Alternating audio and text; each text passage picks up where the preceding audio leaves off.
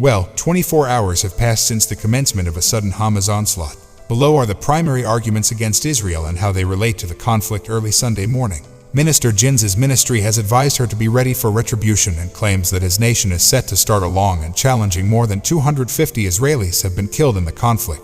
The Palestinian sides. The death toll has risen, and at least 230 more gun battles are being added to the Israeli Hamas. Gunmen have attacked, even while some are held captive. There are many documented releases, according to some. According to sources, rockets were launched into northern Israel from Lebanon. Hezbollah, a violent organization, has claimed the UN Security Council meeting will occur Sunday evening, has promised unwavering support for Israel and admonished against other nations taking advantage of the scenario. Let me live stream it for you. Images from Gaza are now generally available, no surprise that the streets are silent. As we recently noted and instructed people to stay inside, we understand that the airstrikes have been ongoing recently. Few hours, we've seen more Israeli air strikes overnight and has addressed Hamas's catastrophic airstrikes, some of which occurred recently. The United States is currently cooperating with other countries to promote calm in various Middle Eastern situations. Nations like Saudi Arabia and Egypt, Jordan and I have spoken on the phone. Synchronize your efforts to contain the UN Security Council, which will prohibit violence. Talk about the situation at an emergency Sunday's meeting with Simon Jones had recent developments, as Israel described them.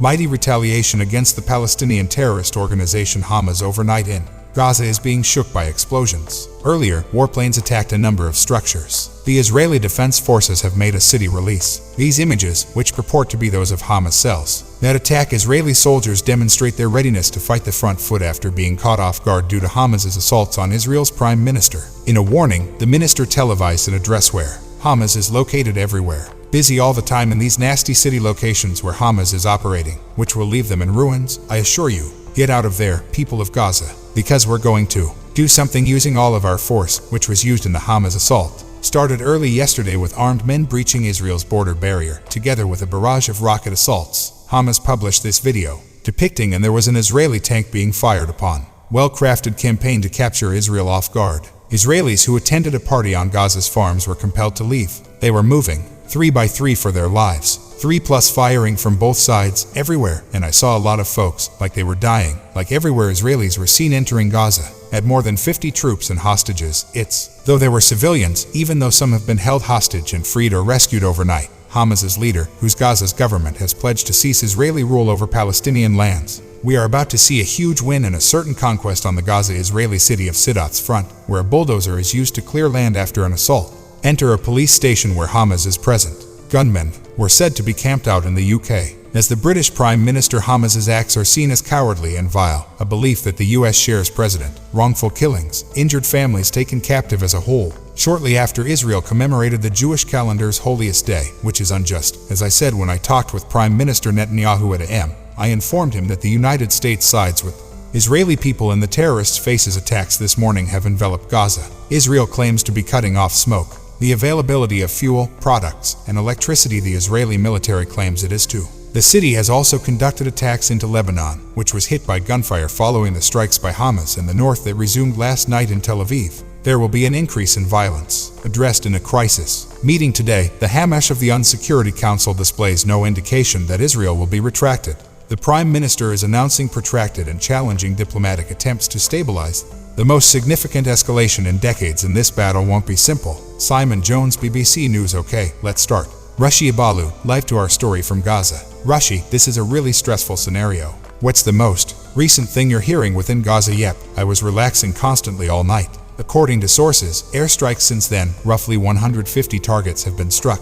The previous evening and the present black smoke signaled the sound of explosives derived from Hamas. Gaza's commander buildings. According to Hamas, homes belong to them. Key commanders of Hamas, as well as military leaders in the area, had 20 to 22 people killed by a targeted attack, have been killed as a result of both this morning's and last night's airstrikes, bringing about the overall difference since starting this operation to 252 individuals and beyond 1,700 individuals, some of whom have been hurt while they were in really severe condition. Request that people visit any nearby hospital and give blood in support of this. The image in this paragraph is very different from this morning yesterday than the day before. Witnessed people cheering the Hamas shooting.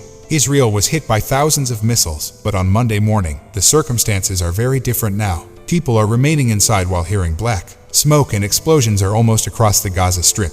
The majority of the locations in Gaza lack electricity. At the moment, Israel has ceased providing Gaza with electric power, so the required electricity is nearly 20% are accessible for Gaza, hence the majority when there is no power and always use water supplies and electricity should be impacted. Lines have been offline since one of the yesterday.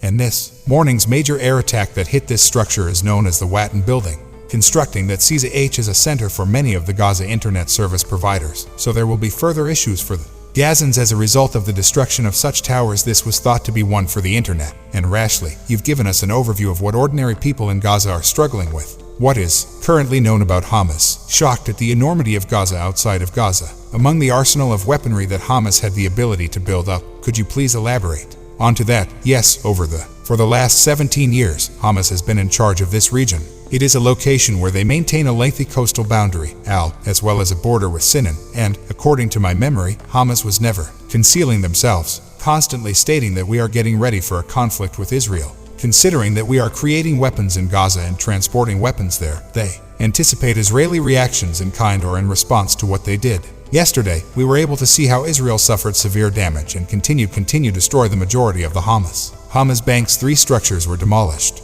Military base as well as housing their commanders were injured and demolished, so Hamas is aware of the repercussions of such to Israel, therefore they had to be anticipating such a response from Israel. If you enjoyed the video, please hit the like button and don't forget to subscribe to the channel.